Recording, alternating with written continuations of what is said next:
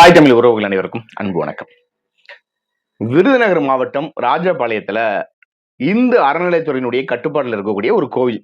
அந்த கோவிலினுடைய காவலாளிகள் இருவர் வெட்டி படுகொலை செய்யப்பட்டிருக்காங்க. என்ன காரணம் அப்படின்னு பாத்தீங்கன்னா, அந்த கோவிலில் இருக்கக்கூடிய உண்டியலை திருட வந்த திருடர்கள், மர்ம நபர்கள் அங்கு காவலாளிகள் இருக்காங்க. அந்த காவலாளிகள் அதை தடுக்க முற்படும் போது அந்த 2 காவலாளிகளையும் வெட்டி படுகொலை செஞ்சுறாங்க.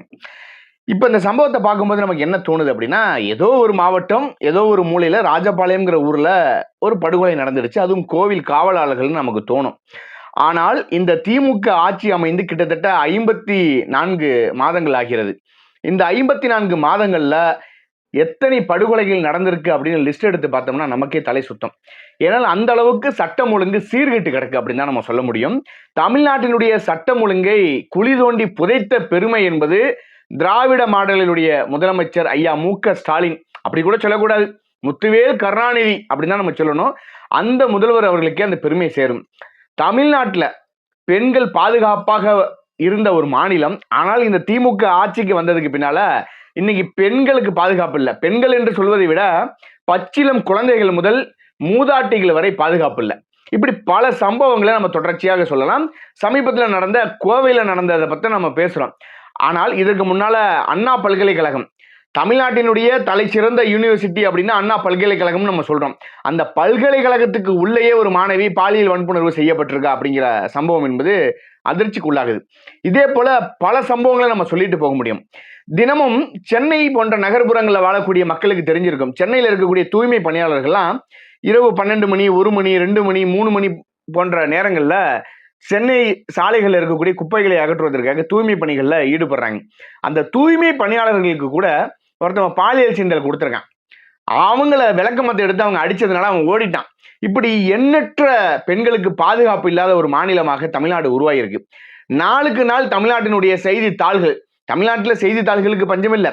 காலையில மலர் இருக்கு, மாலையிலையும் மலர் இருக்கு, சாயந்தரத்துல இதழ்கள் இருக்கு, மாலையிலையும் இதழ்கள் இருக்கு, வார இதழ்கள், மாத இதழ்கள், தின இதழ்கள், இப்படி பல இதழ்கள் இருக்கு. எந்த இதழ்களை எடுத்து நாம் திருப்பி பார்த்தாலும் தமிழ்நாட்டினுடைய சட்டம் ஒழுங்கு என்பது சீர்கெட்டு கிடக்கு. தமிழ்நாட்டினுடைய கலாச்சாரம் என்ன கலாச்சாரமாக மாறி இருக்குன்னா, தமிழர்கள் என்ற ஒரு பண்பாடு கலாச்சாரம் இருந்தது. ஆனால் இந்த பண்பாட்டையும் கலாச்சாரத்தையும் குழி தோண்டி புதைத்த இடத்துல முதன்மையாக இருப்பது இந்த திமுக. என்ன காரணம்னா, ஆட்சிக்கு வருவதற்கு முன்னால கொரோனா காலகட்டத்துல எதிர்கட்சியாக இருக்கும்போது கருப்பு சட்டை அணிந்து, வாயில கருப்பு துணியை கட்டி, கருப்பு கொடியை பிடித்து டாஸ்மாக் கடைகளே மூடு, இந்தியாவிலேயே அதிகம் இளம் விதவைகள் இருக்கக்கூடிய மாநிலமாக தமிழ்நாடு இருக்கு என்று பேசினார்கள். முக்கியமாக அம்மையார் கனிமொழி அவர்கள் அந்த போராட்டத்தில் ஈடுபட்டு பேசினார். ஆனால் இன்னைக்கு ஆட்சிக்கு 54 மாதங்கள் கிட்டத்தட்ட ஆட்சியே முடிய போகிறது. ஆட்சி முடிய போகக்கூடிய இந்த சூழல்ல கூட டாஸ்மாக் கடையை மூட வேண்டும் என்று வாய் திறந்து பேசல. படிப்படியா குறைப்போம் ஆட்சிக்கு வரும்போது. எதிர்கட்சியாக இருக்கும்போது டாஸ்மாக் நிரந்தரமா மூடுனா. ஆனா இன்னைக்கு டாஸ்மாக்ல மது விற்பனை அமோகமா போகுது. பொங்கல், தீபாவளி போன்ற பண்டிகை காலங்கள்ல மது விற்பனை என்பது அப்படியே எப்படி சொல்றது, சொல்ல முடியாத அளவுக்கு போகுது. திரைப்படங்களை விட மதுபான கடைகளில் வசூலாகக்கூடிய பணம் என்பது எண்ணிக்கையில் அதிகமாக இருக்கிறது. அதெல்லாம் கடந்து இன்னைக்கு தமிழ்நாட்டில் கஞ்சா கலாச்சாரம் என்பது உருவாகி இருக்கு. இதை உருவாக்கிய ஐயா ஸ்டாலின் அவர்கள் தான் பெருமைப்பட்டுக்கணும்.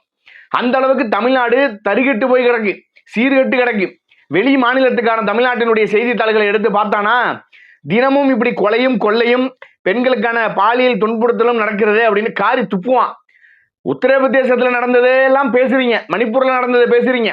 ஆனால் இதே கிருஷ்ணகிரியில கடந்த காலங்களில் பெண்ணினுடைய பெண்ணுறுப்புல மிளகாய் பொடியை விட்டு லத்தியை விட்டு அடிச்ச காட்சிகளை நம்ம பார்த்தோம். அப்படி பல சம்பவங்கள் தமிழ்நாட்டில் நடந்திருக்கு. ஆனாலும் இதுவரைக்கும் தமிழ்நாட்டினுடைய முதல்வர் எந்த விதமான நடவடிக்கையும் எடுக்கல. கேட்டால் சமூக நீதி, சமத்துவ ஆட்சி, பெண்களுக்கான ஆட்சியை கொடுக்கணும், பெண்களுக்கான சம உரிமையை கொடுக்கணும் சொல்லக்கூடிய அந்த ஆட்சி வெறும் விளம்பர மாடலாகவே இருக்கிறது. அப்படிப்பட்ட சூழல்ல இன்னைக்கு இந்த திமுகவினுடைய ஆட்சி இவ்வளவு கீழ்த்தனமாக நடந்து கொண்டதுனாலதான் இன்னைக்கு சட்டம் ஒழுங்கு சரியில்லாம போயிருக்குன்னு சொன்னா மிகையாகுது. மீண்டும் ஒரு முறை திமுகவை தேர்ந்தெடுக்க வேண்டும் என்று நீங்கள் நினைத்தால் உங்களுக்கு நீங்களே வாயில வாய்க்கரிசியை போட்டுட்டு போய் சுடுகாட்டுல படுத்துக்கலாம். ஏன்னா அந்த அளவுக்கு ஆக்கிடுவாங்க அடுத்த 5 ஆண்டுகள்ல. அதுதான் நடக்கும். மீண்டும் ஒரு காணொலியில் சந்திப்போம். நன்றி, வணக்கம்.